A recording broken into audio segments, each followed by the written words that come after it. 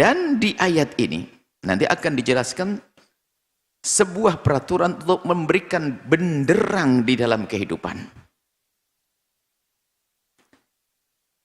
Untuk menjadikan benderang dalam kehidupan. Sehingga akan dihapus sisi-sisi gelap dengan cahaya-cahaya undang-undang hukum-hukum yang Allah berikan. Ini nur. Maka kapan orang tidak mengambil cahaya ini, maka sisi gelap ini akan semakin kuat, semakin banyak, dan akan merusak kehidupan. Kita lihat di sini, kita mulai ini cahaya, nur, surat An-Nur. Kita mulai, a'udzubillahi minasyaitonirrajim, bismillahirrahmanirrahim. Suratun. Ini satu surah. Surat di dalam Al-Quran kita mengerti ada surat Al-Baqarah, surat Al-Mu'minun, ada surat ini, Nur. Ini anzalnaha. Allah menurunkan, kami turunkan surat ini. Di dalamnya ada rambu-rambu, faradnaha. Faradnaha. Dan kami telah memberikan kefarduan, peraturan-peraturan, aturan-aturan, ukuran-ukuran cara hidup, resep hidup di sini. Resep hidup. Farad ini bisa saja qadarna, farad ini peraturan, rambu-rambu, undang-undang makna farad. Jadi telah aku hadirkan di sini, Allah menghadirkan di ayat ini adalah peraturan-peraturan, ukuran, resep-resep hidup. Wa anzalna fiha, dan kami turunkan di dalamnya adalah ayatin bayyinat. Sesuatu tanda-tanda kebesaran Allah, ayat-ayat yang jelas. Di sini adalah penjelasan ayat-ayat yang sangat jelas menjelaskan kehidupan ini. Sisi yang kami sebutkan tadi, sisi gelap kehidupan yang harus dikasih benderang dengan ayat ini.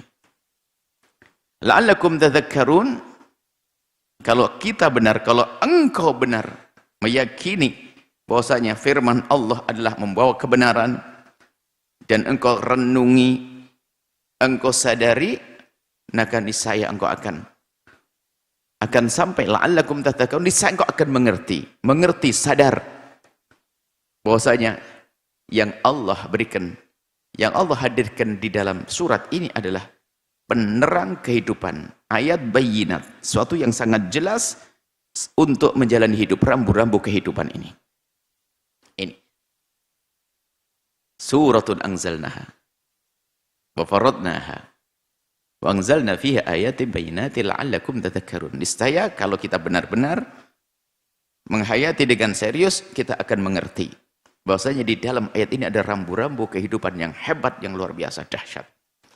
Kemudian dimulai daripada menyisir sisi gelap kehidupan yang kalau kita renungi bahayanya luar biasa. Lalu bunyinya begini, az-zaniyatu waz-zani. Pezina perempuan dan pezina laki-laki. Ini yang akan disisir sisi gelap kehidupan ini. Rusak kehidupan zina. Ada pintu halal, kenapa masuk zina? Dan zina ada dua zinanya, seorang yang masih perawan dan berjaga. Hukumannya ada, dicambuk 100 kali dan dijauhkan dari perkampungannya agar tidak mengotori kehidupan, dan juga agar dia mau bertobat. Ada lagi nanti zina muhsan. Zina muhsan adalah orang yang pernah merasakan halal. Orang pernah merasakan halal, hukumannya dihukum, dirajam sampai mati. Dirajam sampai mati. Kenapa? Itu bahaya sekali kalau sudah orang berani dengan mengotori, yang dikotori rumahnya, dikotori keluarganya. Itu yang akan bakal merusak model anak-anak yang tidak jelas. Jadi diam-diam mereka itu adalah perusak. Makanya perlu dibangkas benalu-benalu semacam itu. Hukumannya berat. Dan hukuman ini berlaku bagi orang yang telah melakukan, sekaligus rambu-rambu bagi yang belum melakukan agar waspada. Ini baru di dunia, di akhirat lebih serem lagi hukumannya. Zina. Zina. Ini mengotori masyarakat. Mengotori kehidupan. Enggak. Suami istri yang baik-baik ternyata ada pengkhianatnya di dalamnya yang melakukan zina, lihat, rusak. Ada marah, ada benci dan seterusnya. Dan kehinaan sehina-hinanya. Maka ini perlu dibersihkan, dikasih nur cahaya rabu-rabu dari Allah. Dibersihkan sisi gelap kehidupan ini. Keluarga ini, zina adalah perusak keluarga. Dalam rumah tangga. Keluarga. Biarpun katanya orang bisa menerima dan sebagainya, akan tapi kerusakan sudah terlanjur. Ibaratnya angin yang sudah terlanjur menerpa pepohonan itu sudah banyak ranting yang patah. Biarpun angin yang minta maaf tetap ranting patah. Biarpun katanya saling memaafkan, akan tapi itu adalah menyiksa. Makanya hukumannya berat. Manusia secara pribadi kalau bebaskan menghukum, wah bahaya. Betul-betul seorang laki-laki berkata, kalau boleh akan saya bunuh itu istri saya. Kalau boleh, karena sudah tidak terima. Begitu seorang istri mendapat pengkhianatan, zina, dosa. Kemudian campur aduknya nasab. Kemudian anak siapa ini? Yang semula orang pengen bibit unggul dari laki-laki yang soleh. Tak taunya didatangkan ke perutnya, ke rahimnya, air daripada laki-laki yang tidak benar. Ini, kemudian setelah itu dia berbohong, dinisbatkan kepada yang lain. Kepada suaminya. Ini merusak, dusta, durhaka kepada Allah, durhaka kepada suami, dusta. Muhsan, makanya hukumnya dirajam sampai mati. Dirajam, dilempar batu sampai mati. Batunya tidak boleh terlalu kecil, jangan kelamaan sakitnya, tidak boleh terlalu gede, cepat mati, enggak. Ada yang mempermasalahkan, kok sekejam itu di dalam Islam? Balikkan kepada pertanyaan kepada seorang laki-laki yang punya cemburu dan punya cinta kepada istrinya. Dia punya kecemburuan. Bukan laki-laki yang murah dengan perempuan yang rendah, yang biasa melakukan zina, lalu ditanya, gimana kalau istrimu zina? Mungkin dia biasa saja. Karena dia berkata, aku juga biasa kok. Tapi ini laki-laki yang terhormat. Dengan laki-laki yang terhormat dalam rumah terhormat, tanpa harus bicara tentang Islam saja. Bukan orang soleh saja. Lihat, bukan orang soleh saja. Orang yang tidak soleh, tapi punya cinta, punya kecemburuan pada istrinya. Lalu istrinya melakukan kehinaan. Mau diapakan? Dia pengen membunuh. Kalau boleh dibunuh. Kalau boleh dibunuh. Karena apa? Ini mengotori keluarga. Makanya tolak, ayo pandang sisi kehalalan sudah ada. Dia punya halal, punya suami, punya ini. Masya Allah. Akan tapi godaan setan luar biasa, bisikan-bisikan menjadikan seorang perempuan sehingga melakukan yang demikian itu selalu banyak beralasan, alasannya macam-macam. Mungkin suaminya sering pergi, alasannya ini, mungkin ini. Itu alasannya yang dibuat untuk mengikuti setan agar dia melakukan kehinaan. Seorang suami juga demikian, naudzubillah, melakukan zina. Dan ingat, kalau orang sudah berani berzina, sudah hilang rasa takutnya kepada Allah, lihat kehinaan berkepanjangan. Yang biasa berzina dengan 1000 wanita tidak akan puas, dia akan mencoba yang ke 1001-nya. Perempuan yang tidak pernah takut melakukan zina, biarpun dengan 2000 laki-laki, dia ingin yang ke 2001. Dan begitulah kehinaan terus akan datang kepadanya. Hanya itu tobat yang menghentikannya. Rasa takut kepada Allah. Dan mengerikan masalah-masalah zina. Sehingga ini dibersihkan, diberi cahaya hukum Allah. Az-zaniyatu waz-zani. Perempuan yang melakukan zina, didahulukan perempuan. Kalau dalam pencurian, as-sariqu was-sariqatu. Laki-laki yang mencuri dan perempuan mencari. Kalau dalam curi-mencuri, laki-laki berani. Bisa kemana-mana laki-laki mencuri, berani, bisa melompat ini, melompat itu. Kalau perempuan, cara mencurinya adalah lebih berat, lebih susah. Kalau laki-laki lebih baik mencuri. Kalau perempuan, az-zaniyah itu didahulukan. Sebab di situ banyak perempuan, dari sinilah mulai. Dari mulai dia membuka auratnya, membuka diri dan seterusnya.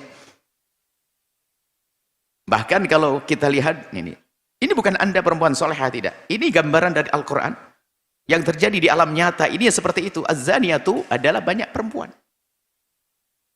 Bahkan kalau kita lihat, kita perhatikan, mohon maaf, hari ini tidak hanya di negeri Islam, tidak hanya di negeri kita, di negeri manapun, Yang ada adalah tempat yang perempuan berkumpul untuk didatangi laki-laki untuk berzina. Apa namanya? Tempat prostitusi, tempat pelacuran, atau apa. Tidak ada sebaliknya tempat berkumpul laki-laki, perempuan datang, tidak. Yang ada adalah tempat perempuan berkumpul. Yang artinya tempat itu sudah mengundang laki-laki, dia yang mengundang. Sehingga laki-laki ingin berzina langsung datang ke situ aman. Dalam banyak hal. Tidak ada resiko hamil, tidak ada resiko ini dan sebagainya. Menurutnya. Tapi di negeri yang tidak beriman sana pun juga tidak ada tempat disiapkan laki-laki, di situ perempuan datang. Nah, ini kurang lebihnya seperti itu. Makanya perempuan lebih banyak di sini, hati-hati.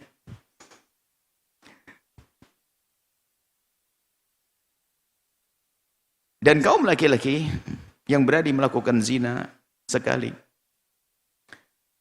Perempuan yang mau zina sekali, dia akan, kalau tidak segera tobat kepada Allah, dia akan mudah melakukan zina 2, 3 dan seterusnya. Dan itu kehinaan di hadapan Allah, kehinaan di masyarakat. Takutlah kepada Allah. Urusan berzinaan, Masya Allah, mengerikan. Apalagi yang zina muhsan yang sudah punya pasangan, makanya hukumnya dibunuh. Dan dibunuh, karena apa? Luar biasa dia. Pengkhianatan dan seterusnya. Kepada Allah sudah punya yang halal. Yang namanya zina muhsan adalah siapapun yang pernah merasakan yang halal, kemudian dia melakukan berzina, itulah muhsan. Itulah muhsan. Alhamdulillah. Hukumannya dirajam. Memang disebutkan dalam Al-Quran, tapi hadis yang disebutkan hadis mutawatir secara makna yang pernah terjadi pada zaman Nabi SAW, kisah Haumidiyah dan juga kisah Ma'iz dan seterusnya. Itu adalah dirajamnya seorang perempuan dan seorang laki-laki dirajam karena melakukan zina dan mereka sudah punya halal. Udah dahsyat ini. Bahkan ada beberapa orang yang mengadu, biarpun katanya bisa memaafkan, akan tapi, luar biasa karena sakitnya. Dan itu kebodohan luar biasa. Ada halal, bahkan kadang. Makanya kalau zina itu, kalau muhsan aneh, dia sudah punya halal di rumahnya. Adapun yang bikir, perjaka, dia tidak punya halal di rumahnya. Perawan tidak punya halal di rumahnya. Itu pun dianggap sebagai kehinaan dan mengerikan. Tapi bagaimana itu yang punya halal? Yang punya halal. Sudah punya halal, tapi dia melanggar, merusak. Makanya ini adalah perlu dipangkas. Sehingga sampai dibunuh, kenapa? Dia merusak keluarga. Anaknya pun akan malu dengan keadaan semacam itu. Dan dia akan mengotori rahimnya dengan mempersilahkan air yang lain masuk ke dalamnya. Sehingga itu anak siapa nanti?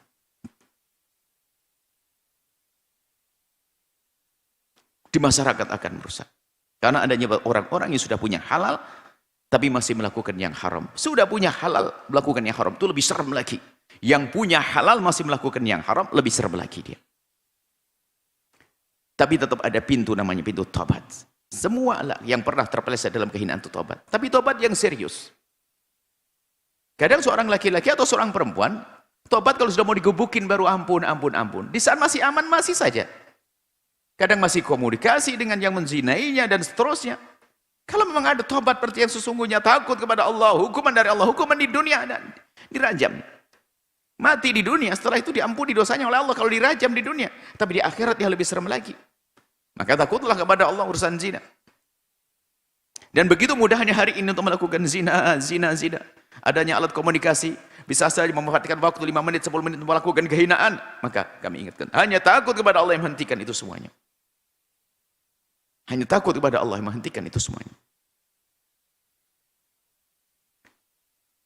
Belum lagi nanti unsur sebab-sebab orang terpesona untuk melakukan zina adalah tontonan-tontonan yang liar, sehingga sering membanding-bandingkan yang halal tidak seperti yang dilihat di film-film, tidak dilihat di gambar-gambar.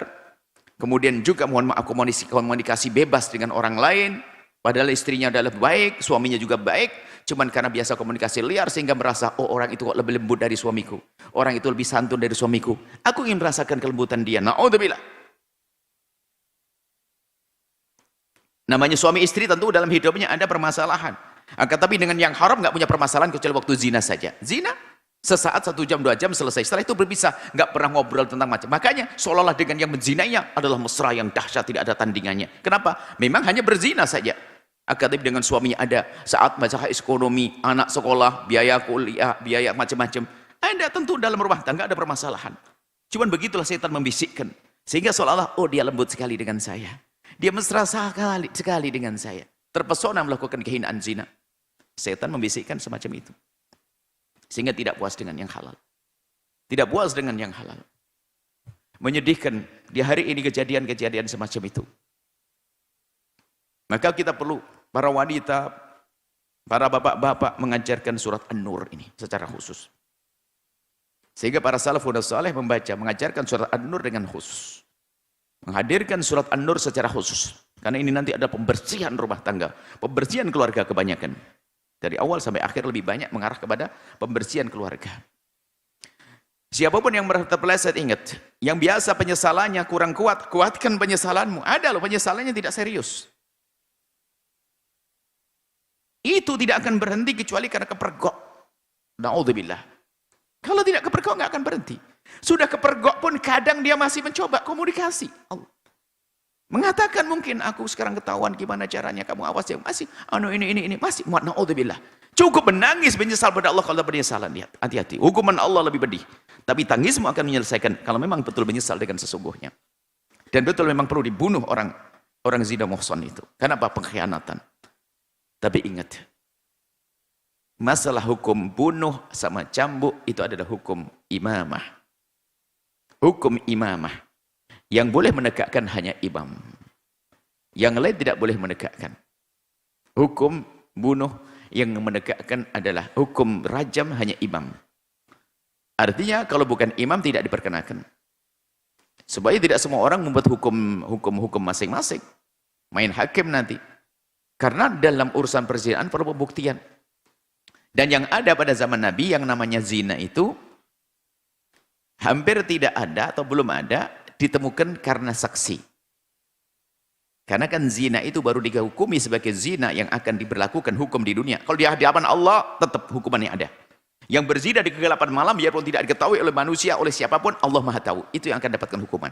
Tapi untuk ditegakkan hukum rajam atau cambuk adalah yang pertama adalah dengan pengakuan. Dia mengaku berzina atau ada bukti kandungan di dalam perutnya. Itulah yang akan dihukum dengan pengakuan. Dengan pengakuan. Yang kedua adalah harus dengan 4 saksi. 4 saksi ini hampir tidak ada, tidak wujud.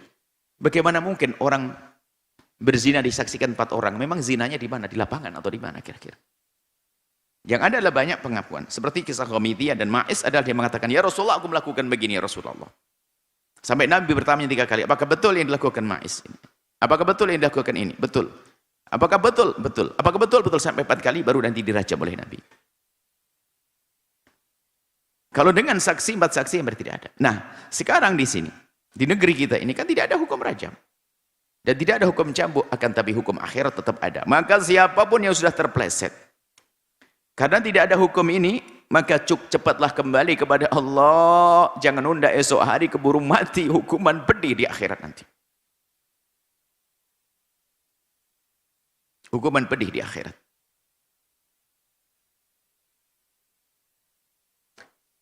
Dan karena zina itu kotor sekali, yang punya pengalaman masa lalu kelam, jangan ceritakan kepada siapapun. Ini ilmu baru lagi. Zina itu kotor, subhanallah. Kalau ada orang kafir masuk Islam, lihat. Seorang anak masih bisa berbangga, nenekku mu'allaf, kakekku mu'allaf. Akan tapi kalau ibunya pezina, neneknya pezina, dia tidak berani menyebutkan, oh ibuku mantan pezina, nenekku mantan pezina. Nggak berani. Karena betul zina itu hina-hina, nempel di jidat anak keturunannya, nempel di jidat saudara-saudaranya. Malu. Hati-hati, ayo kita berunding dalam hal ini. Jauhi sebab-sebab. Tolong yang menjadi sebab kita berkomunikasi asyik dengan yang haram segera hentikan. Sebab berzina tidak ada serta-merta. Dari komunikasi dulu. Zina tidak akan serta-merta.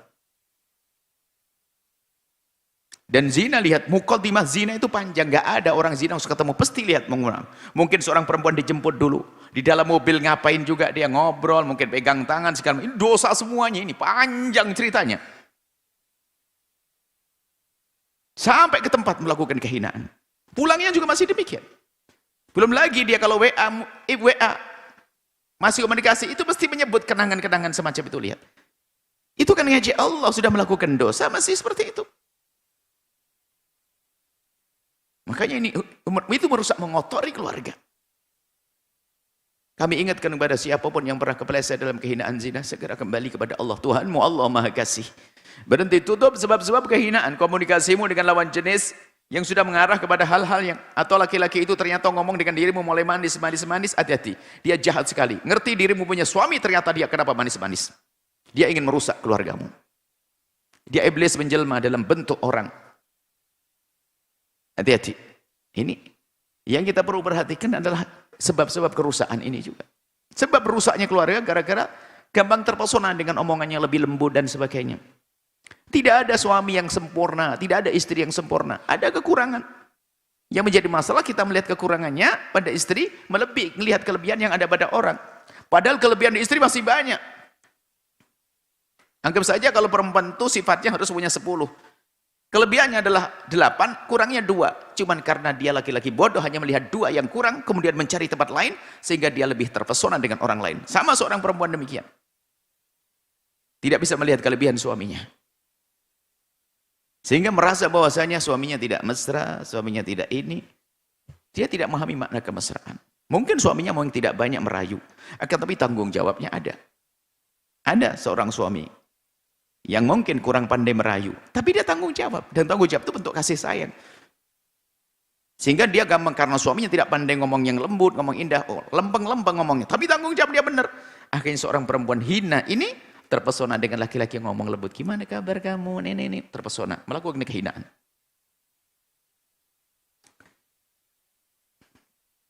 Mintalah kepada Allah perlindungan untuk diri kita dan anak-anak kita. Mengerikan, zina itu mengerikan. Apalagi dorongan zina itu ada syahwat, bukan seperti minuman keras. Orang kecanduan minum keras, tapi tidak sedahsyat adanya syahwat. Ada syahwat di dalam diri seseorang melakukan zina. Ada syahwat. Az-zaniyatu waz-zani fajlidu kulla wahidin minhuma mi'ata jaldatin. Bezina perempuan dan bezina laki-laki. Ini penjelasannya adalah tentu dari hadis Nabi tentang zina muhsan. Berarti ini zina yang ghairu muhsan. Yang masih berjaga dan perawan melakukan zina, fajli itu cambuk mereka. Kula wahidin minhuma mi'ata jaldatin. Setiap masing-masing adalah dengan 100 cambukan. Wala ta'khudkum bihima ra'fatun fi dinillahi. Kalau sudah terbukti, awas. Jangan berkasih sayang, maknanya Pak, tidak ada maaf. Kalau sudah masuk ke mahkamah, seorang imam tidak boleh memaafkan hukum ini. Ini adalah hukum imamah. Kalau sudah masuk, makanya jika seorang melakukan kehinaan zina, kemudian dia menutup, tobat, selesai di hadapan Allah, dan juga di hadapan manusia, nggak ada hukuman. Karena apa? Tidak disampaikan ke mahkamah. Dan dia tobat di hadapan Allah sudah diampuni. Ingat Allah Maha Pengampun, tinggal tobat. Hei hamba Allah, tobat. Akan tapi kalau sudah diketahui oleh mahkamah, nggak ada maaf di situ. Harus ditegakkan hukum. Bahkan cara menegakkan hukumnya, lihat. Cara menegakkan hukumnya dicambuk, ada cara. Ini. Pertama, kita tidak boleh memaafkan seorang imam yang sudah menemukan warganya, rakyat yang melakukan zina. Ini hukum sudah milik Allah, hukum Allah yang tidak boleh memaafkan. Ada hukum yang boleh dimaafkan yang ada hubungannya dengan kemaslahat urusan. Misalnya ada orang ngambil uang saya bisa memaafkannya. Orang merendahkan, menjatuhkan, merusak nama baik, saya bisa memaafkan. Tapi kalau sudah ini hukum Allah, ini haqqullah, ini dosa kepada Allah dengan zina, ini lihat. Yang memaafkan hanya Allah. Artinya tidak boleh seorang hakim mengatakan, nggak apa-apa untuk kalian berdua, nggak usah dicambuk, dimaafkan, nggak ada. Harus ditegakkan hukum. Kalau ini hukum adalah hukum Islam. Dan di balik hukum ini adalah kebersihan. Seandainya setiap pelaku tidak hukum begini, susah orang melakukan zina. Biarpun seandainya orangnya tidak beriman, dia takut bahwasanya nanti akan terungkap, akan dihukum di dunia. Kalau orang beriman, dia dengan begitu mudah meninggalkan atau menjauhi daripada zina. Baik, kemudian. In kuntum mu'minuna billahi wal yaumil akhir. Kalau kau beriman kepada Allah dan hari akhir, awas. Jangan memberikan kemudahan hukum untuk orang-orang melakukan zina. Karena itu merusak yang dirusak. Memang kadang-kadang begini, Anda tidak punya masalah, makanya Anda begitu gampang mengatakan, kayaknya kasihan. Tapi kalau Anda giliran punya masalah, Anda dikhianati, Anda mulai orang nomor satu yang akan menegakkan hukum itu. Karena ini kekotoran. Kemudian caranya apa? Wal yashhad adzabahuma ta'ifatun minal mu'minin. Dan di saat menghukumnya hendaknya disaksikan oleh sekelompok.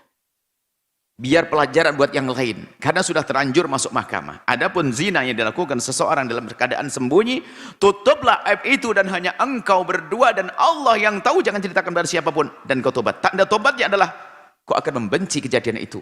Bahkan mungkin tidak bisa komunikasi dengan orang menzinainya. Tapi kalau masih asik komunikasi dengan menzinainya, mana ada tobat? Orang yang pernah menzinainya, Allah Maha tahu apa yang ada di hati seorang hamba. Masih menyimpan nomor teleponnya, menyimpan hadiahnya dan seterusnya. Mana ada tobat? Mestinya dia, ini hukuman Allah, aku gara-gara ini aku melakukan kehinaan. Langsung. Katanya tobat, nangis-nangis depan bapaknya, nangis-nangis depan suaminya, nangis-nangis, akan tapi ternyata diam-diam masih komunikasi. Hina, pengkhianat dia.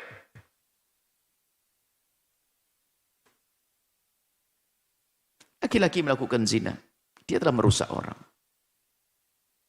Sama, ini adalah kehinaan semuanya. Di depanlah, kalau sudah mahkamah, masuk ke mahkamah, ranah hukum, sudah ditemukan dengan bukti, 4 saksi atau pengakuan, misalnya kandungan. Kandungan, karena enggak mungkin ada kandungan masuk sendiri, tidak ada. Kecuali ada bukti, misalnya terdolimi, diperkosa dengan bukti-bukti, lain cerita itu nanti. Nah, maka di saat seperti itu dihukum. Di mana? Di depan orang. Untuk pelajaran bagi yang lainnya agar tidak mendekati ini. Dirajam. Dilihat oleh orang. Dan ingat setelah itu, siapapun yang mati dirajam, dia tidak akan diseksa lagi oleh Allah dengan zinanya. Karena Allah pantang menghukum hambanya 2 kali. Sehingga Ghamidiyah, seorang wanita dari Bani Ghamidiyah, dia minta untuk dirajam saja. Ma'is minta dirajam. Kenapa? Daripada saya dihukum di akhirat, mending saya dihukum di dunia. Setelah meninggal dunia, ada yang mencibir, menertawakan. Mati karena dicambuk, karena dirajam. Merendahkan. Nabi marah. Kalau seandainya ditimbang amal tobatnya perempuan ini dengan amal kalian semuanya, ini saya lebih unggul tobatnya orang ini. Sehingga kalau sudah tobat, ya sudah tobat. Yang sudah dirajam, selamat dia. Tidak dihukum oleh Allah. Karena Allah pantang menghukum 2 kali. Yang tidak dirajam, tidak dicambuk, segera tobat. Segera tobat. Kalau tidak tobat, na'udzubillah, hukuman besar di hadapan Allah, belum lagi adalah akan ada kejadian lagi yang terulang. Apakah nunggu dihukum di dunia? Dihajar orang, tempeleng orang, dan seterusnya. Kalaupun tidak ada hukum cambuk, bisa saja Allah hadirkan hukum di dunia. Dipermalukan dan seterusnya. Na'udzubillah. Takutlah kepada Allah. Takutlah kepada Allah. Ini pertama kali yang dibersihkan oleh Allah. Kekotoran hidup. Sisi gelap kehidupan. Apalagi hari ini begitu mudah orang melakukan zina. Gara-gara itu apa yang di handphonenya itu. Makanya perempuan laki-laki hati-hati dengan yang ditonton di handphonenya. Tanpa disadari itu menjadikan dia kurang semangat dengan pasangannya. Kurang syahwat dengan pasangannya. Kurang indah dengan pasangannya. Ternyata diam-diam katanya orang, wah, dengan kerudungnya yang sangat cakep, solehah, dengan kopiah putihnya, dengan baju yang solehahnya, ternyata kotor hatinya, merindukan laki-laki. Dan ini terjadi, na'udzubillah. Dibawa oleh laki-laki, diam saja, pasrah. Tidak bisa Kalau seorang wanita muslimah hebat, dia terjebak dalam lift saja, laki-laki dengan perempuan, dia keringatan karena ketakutan. Apalagi masuk mobilnya laki-laki lain, nggak berani dia. Dibawa, nggak mungkin dia kalau imannya kuat. Ini ada perempuan, perempuan anak, bukan seorang yang lingkungan, bukan ahli pengajian dan sebagainya. Perempuan terhormat saja, anak kampus terjebak di lift dengan seorang laki-laki, keringatan dia ketakutan karena ada iman di dalam hatinya. Kadang yang katanya ngerti pengajian, ngerti dan sebagainya, mengentengin yang demikian itu. Allah, na'udzubillah. Intinya kita belajar, ayo. Takut kepada Allah. Urusan zina adalah kehinaan-kehinaan. Kemudian setelah itu, az-zani la yankihu illa zaniyatan aw musyrikatan. Seorang pezina laki-laki tidak akan menikah kecuali dengan pezina perempuan. Ini bukan. Ulama berbeda pendapat, di antara ada mengatakan bahwasanya yang boleh menikahi seorang pezina perempuan hanyalah laki-laki berzina. Satu madhab. Apakah betul seperti itu? Memang ada pendapat semacam itu. Sehingga seorang laki-laki baik dilarang menikah dengan perempuan berzina. Seorang perempuan baik-baik jangan menikah dengan laki-laki berzina. Jangan masukkan orang-orang yang merusak itu ke dalam rumahmu. Itu aslinya. Pendapat ini. Akan tapi bagaimana jika laki-laki tobat, perempuan tobat, ini babnya beda. Sebagian lagi memaknai begini. Mohon maaf. Seorang laki-laki yang biasa zina, dengan kebebasan dalam bergaul ini, terpesonanya sama-sama perempuan yang juga gaulnya bebas. Coba saja. Ada kehidupan, tidak tahu kehidupan, tatanan kehidupan apa sih? Yang Anda lihat bahwa saja laki-lakinya bebas. Bisa mungkin berperan dengan laki-laki, sana ini, semuanya pergi sana lagi dengan perempuan, laki-laki dengan perempuan, dengan kebebasan. Dunia apa? Allah alam.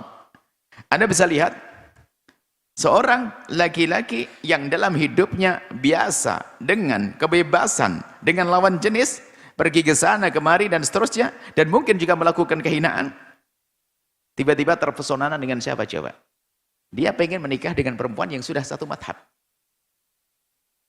Hampir tidak ada yang merindukan, saya pengen perempuan yang tersembunyi, tidak pernah bergaul dengan lain. Tidak, sama-sama. Perempuan yang juga terkenal, perempuan yang juga Masya Allah di mana-mana disebut, wajahnya tampil sana-sini. Artinya apa? Sudah satu frekuensi. Mungkin bagi dia lah, kalau dia senang-senang dengan laki-laki, saya juga senang dengan perempuan. Ngapain juga lah. Buahnya seperti itu. Akhirnya pengen, kalau saya dengan perempuan yang ini, panggil mbak ngekang saya. Nah, sudahlah, suka-suka. Sehingga azani, seorang laki-laki yang biasa berzina, umumnya merindu perempuan yang suka berzina. Na'udzubillah. Karena sudah hilang cemburunya. Hilang kehormatannya sudah. Dan bisa disaksikan, lihat. Disaksikan, lihat. Yang biasa, laki-laki yang biasa dengan mudah dengan perempuan, lihat, yang dipilih siapa jadi istri nanti. Sama. Seorang perempuan yang biasa mudah dengan laki-laki, kalau ternyata nanti menikah, pasti satu madhab kurang lebih. Ini satu frekuensi, satu madhab, satu rasa. Na'udzubillah. Tapi ingat, kalau dia memang bertobat, mohon maaf, mungkin laki-laki ini biasa dengan kehinaan, berzina dan seterusnya. Kalau dia bertobat, nggak mungkin dia merindukan seorang pezina perempuan. Karena dia nggak akan berani menghadapi kekecewaan, lalu istriku begini, nggak mungkin berani.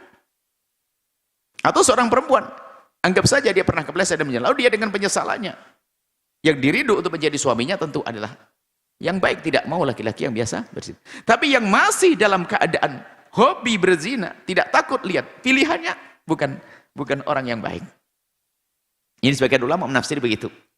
Dan memang di alam nyata bisa kita saksikan, lihat, kalau perempuan yang biasa ngentengin, gak pengurusan dengan perempuan, maka dapatnya perempuan juga begitu, yang biasa dengan laki-laki. Sehingga sudah biasa, dia laki bermain dengan temannya, pergi kemana, dengan kantornya, laki-laki perempuan, istrinya juga dengan mana. Ini biasa sudah begitu. Bahkan mungkin seorang laki-laki, istrinya dijemput taman kerja, kawan kerja sang istri, laki-laki biasa saja. Ya, oh, Masya Allah. Gitu. Istrinya masuk mobil dengan laki-laki, laki-laki semuanya tetap laki-laki. Hati-hati, wahai perempuan. Biarpun jubahnya begini dari ini, laki-laki tetap laki-laki dia. Hati-hati, tetap membahayakan. Biar apalagi yang alasannya, oh itu teman kerjanya, dia baik, dia teman kerja, dia baik. Seorang laki-laki, karena dia adalah biasa dengan hidup yang tidak baik, denganlah perempuan biasa, istrinya dijemput teman laki-laki aja biasa saja. Hanya malah titip ya, tolong ya, titip jaga ya, no, gitu jaga. Iya saya jaga, tenang aja, kata lagi-lagi itu. Allah. Tapi orang dalam keluarga mulia tidak akan seperti itu. Ada cemburu, tidak boleh keluar kecuali dengan teman yang jelas. Akan tapi ingat, mungkin ada yang mendengar suara ini adalah orang yang dalam gelapnya kehidupan. Dengar surat An-Nur ini, ayo kita bersihkan. Yang pernah kepleset dalam zina, tobat, berhenti, tolong, selesai. Allah Maha Kasih. Dan ingat, Anda tidak perlu putus asa. At-taibu minadz-dzambi kaman la dzambalah. Orang bertobat dari dosa seperti orang tidak pernah punya dosa. Dan dosa nanti ada martabatnya lagi loh. Dosa itu sama bentuknya. Zina muhson, ada martabatnya. Zina muhson, orang pernah orang punya pasangan lalu melakukan zina. Ada hina sekali misalnya orang hidup di luar dengan kebebasan cara hidup. Mungkin kurang agama. Itu saja sudah jelek.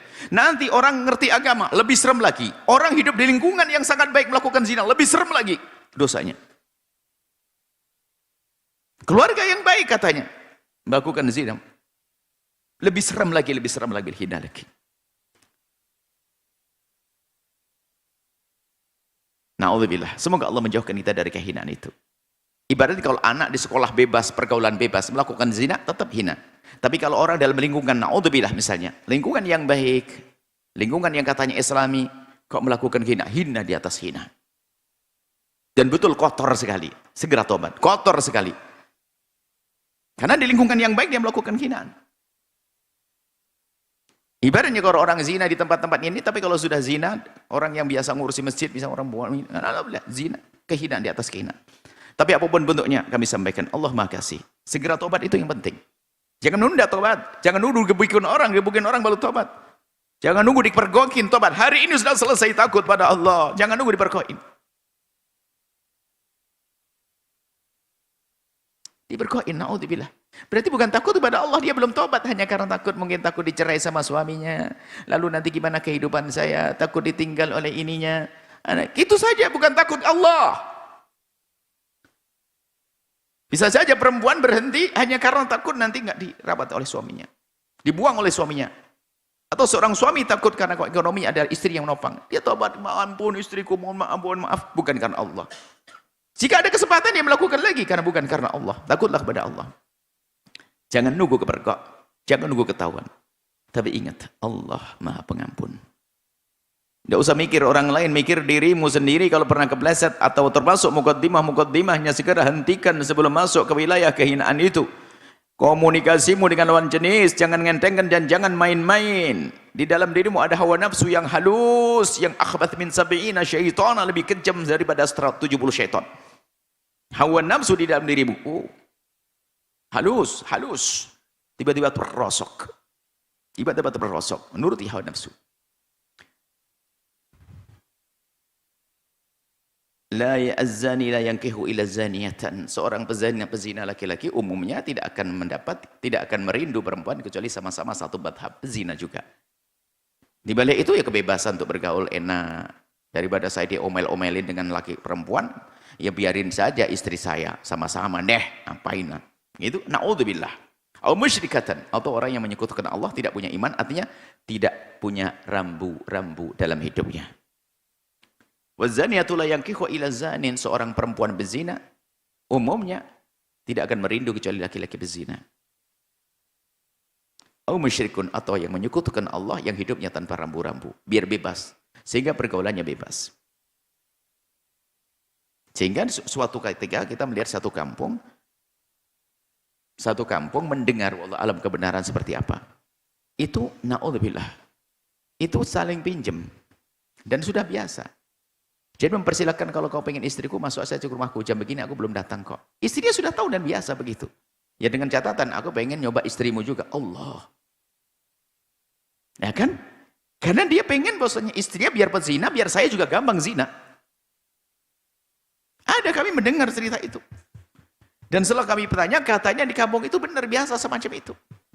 Sehingga sengaja suaminya terlambat datang karena memang tahu istrinya lagi dengan laki-laki. Dan sudah hilang cemburunya. Lihat, begitu rendahnya dia. Istri sudah biasa mengerti dengan cara seperti itu. Suaminya dia akan marah dan pura-pura tidak tahu saja. Yang penting sudah sama-sama dapat. Kamu boleh ngerasain istriku, tapi aku ngerasain ini sudah biasa. Di luar sana transaksinya omongan Allah. Kan? Karena apa? Dia merindukan istrinya yang berzina biar gampang, biar saya juga gampang. Allah. Mana masa depan yang diraih? Yang didapat oleh kelompok orang-orang semacam itu. Allah alam, kita mendengar berita semacam itu. Kebenarannya tidak tahu. Mungkin ada yang melihat di alam, di kenyataan di kiri kanan Anda. Namanya dayuth, laki-laki yang tidak punya cemburu. Karena dia juga ingin melakukan zina dengan bebas. Na'udzubillah. Wa hurrima dzalika 'alal mu'minin, dan ini diharamkan untuk orang-orang yang beriman. Kalau kita hubungkan dengan surat sebelumnya, surat Al-Mu'minun kan. Di antaranya adalah Termasuk orang walladzina hum li furujihim hafidun. Orang beriman tandanya adalah yang menjaga kemaluannya dari melakukan yang haram dengan syahwatnya. Walladzina hum li furujihim hafidun, menjaga farj mereka. Kemaluan mereka dijaga untuk tidak melakukan kehinaan. Baik, kalau sudah bicara hina ini panjang kisahnya, karena yang kita selesaikan bukan problem setelah melakukan zina. Sebab-sebab zina harus kita cermati. Apa sih sebab orang terperosok dalam zina? Pergaulan yang bebas, komunikasi yang seenaknya, handphone yang dimilikinya, dan seterusnya, dan seterusnya. Maka hari ini kita harus benar-benar serius. Membersihkan sisi gelap masyarakat ini. Membersihkan zina. Dan memang betul zina harus dibersihkan. Hukumannya pun serem. Taqribu amin, dijauhkan dari lingkungan. Orang berzina dicambuk 100, kemudian nanti dalam hadis disiap, dijauhkan dari lingkungan tersebut. Karena apa? Mohon maaf. Mohon maaf, laki-laki yang kotor. Kalau sudah tahu perempuan ini pernah berzina, kok dikenali? Dia tidak ragu-ragu untuk menawar dia, barangkali dia mau. Kalau sudah ngerti perempuan itu pernah berzina. Itu bagi dia tuh enteng. Jadi ngomongnya bang, yuk ngajak. Sehingga kalau ini tidak segera diasingkan, mungkin akan mengundang orang untuk melakukan zina lagi dengan dia. Satu. Yang kedua, di saat dijauhkan agar dia tobat, agar dihilangkan sejarah gelapnya. Dibersihkan, kenapa? Kenangan atau masa lalunya itu gelap sekali. Dan dia mungkin tidak akan bisa tumbuh baik di kampungnya kalau dia tetap di kampungnya. Dijauhkan biar orang lupa kejadian itu, di saat kembali seolah-olah dia bersih, tidak pernah melakukan apa-apa. Karena begitu rendah itu kotor sekali. Jadi taqribu amin, dijauhkan 1 tahun. Setelah dihukum dijauhkan 1 tahun, supaya orang melupakannya. Kalau perlu hijrah, tidak usah di tempat itu. Menjadi orang solehah, orang baik di tempat yang lain. Menjadi laki-laki yang baik di tempat yang lain. Kurang lebih seperti itu. Kemudian walladzina yarmuna, kemudian ini untuk membersihkan masyarakat lagi, insya Allah pertemuan yang akan datang, Anda pun tidak boleh mudah mengatakan orang berzina. Qadhf, menuduh orang berzina. Ini adalah juga pelajaran penting lagi, harus kita pangkas. Ini juga sisi gelap kehidupan manusia adalah mudah mengatakan orang berzina. Itu zina, namanya qadhf. Insya Allah kita lanjutkan pada pertemuan yang akan datang. Wallahu a'lam bissawab.